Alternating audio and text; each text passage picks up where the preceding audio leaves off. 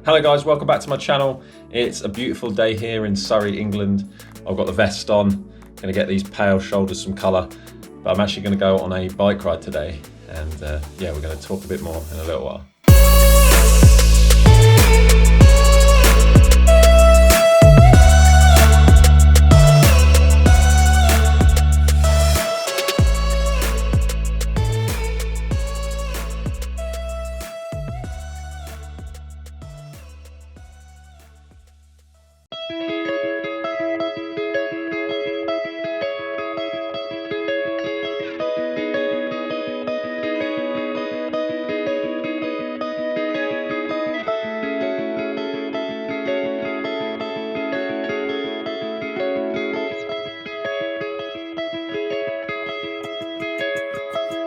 I think about us calling. I think about us falling through the dark night and through time towards the light when you'll be mine. I think about us, I know the dawn is for us. I dream about us, I dream about the stardust. A dream of how it started and how it's all connected to everything we'll ever do. I think about what the future's holding for us. I think about the gravity and how you are pulling me.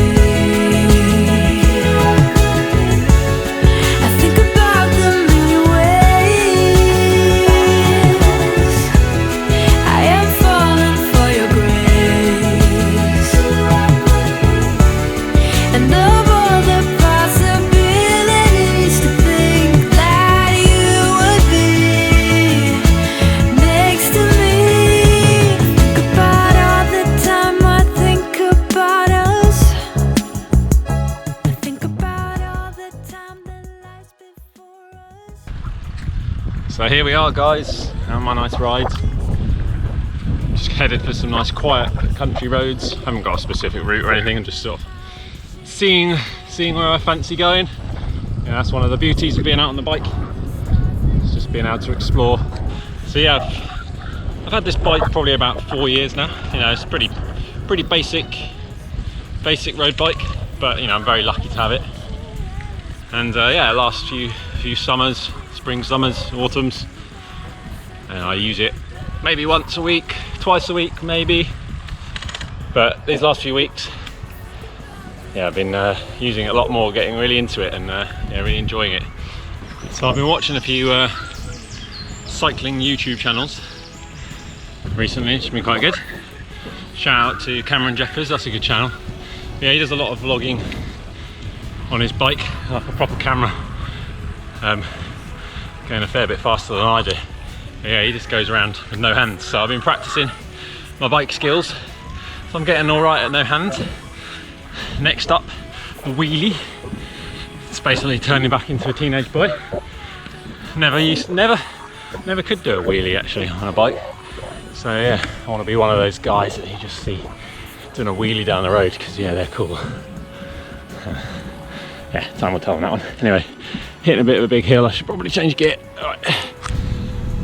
Just pulled over, I was just cycling down this hill, and yeah, got stung by a wasp. It flew into my vest as I was coming down there. Maybe that's why people don't wear running vests to cycle. Yeah, ow.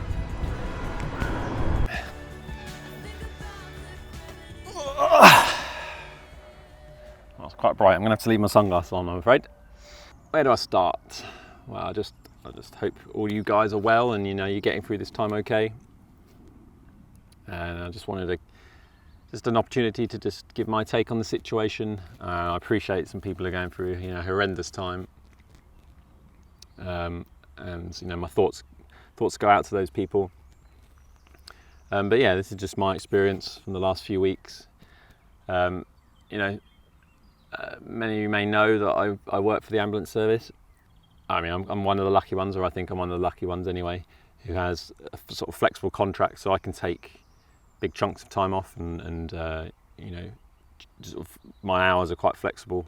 So what I did when this whole situation started, I worked quite a few shifts in a row. Those shifts were pretty stressful, pretty horrendous. It was not a nice place to be, as you can imagine. I have now taken off a number of weeks since doing that big block of shifts, and it's been really nice. And that's, you know, there's one person I've got to thank for that really, and that's my wife. She's supported that, and she's continued to work. So I'm really thankful to her. So thank you, Jenny, if you're watching this. But yeah, I finished that block of shifts, pretty stressed out, to be honest. At that time, because I was surrounded by the virus, you know, daily, and not the best protection, in all honesty, I felt like I was a bit of a walking virus. So we sort of decided as a couple that Jenny would sort of stay away. So we actually had 4 weeks apart, which was, you know, not nice, but there was a lot of families going through very similar sacrifices at the moment. And yeah, I finished that block of shifts, exhausted mentally, physically. I felt terrible. I don't know if I'd picked something up, maybe I picked the virus up, I don't know. But yeah, it left me feeling mentally, physically drained. I struggled to get out and do any exercise. I tried running, and you know, I'd run for 2 minutes and have to stop. So something was up. So, you know, I actually just started going for walks and stopping, doing breathing exercises. And yeah, so I had quite a while where I didn't get any good quality runs in at all. And it's only been the last sort of 10 days that I've really started finding my feet again with my exercise.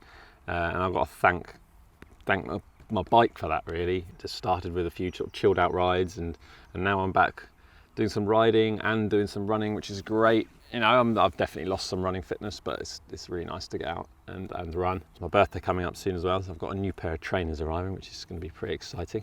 I'll share that with you when they arrive. But yeah, I mean, that's been kind of what I've had to go, well, not had to go through, but that's what I've been going through in the last few weeks.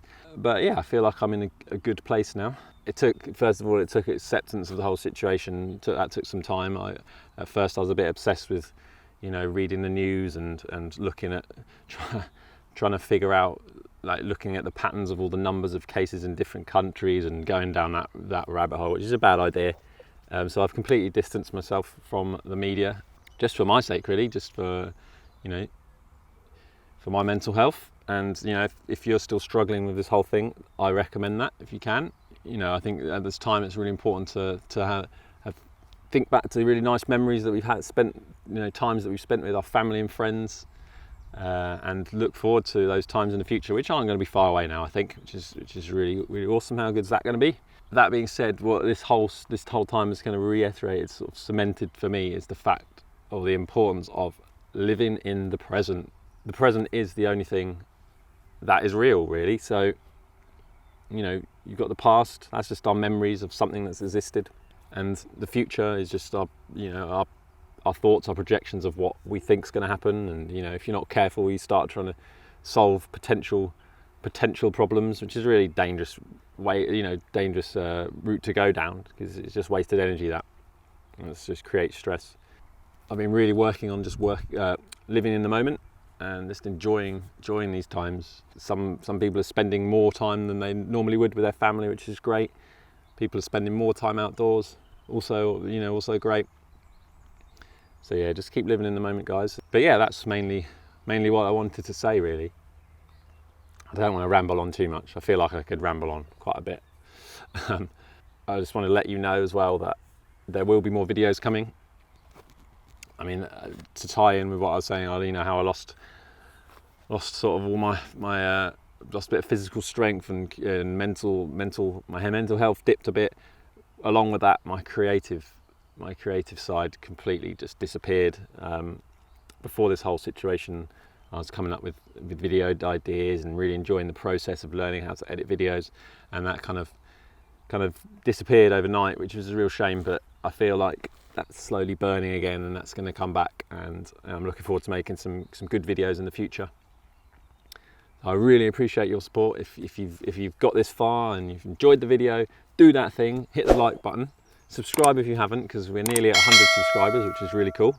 It's a little milestone that I've been looking towards, which is great. And yeah, I guess I'll see you in another video.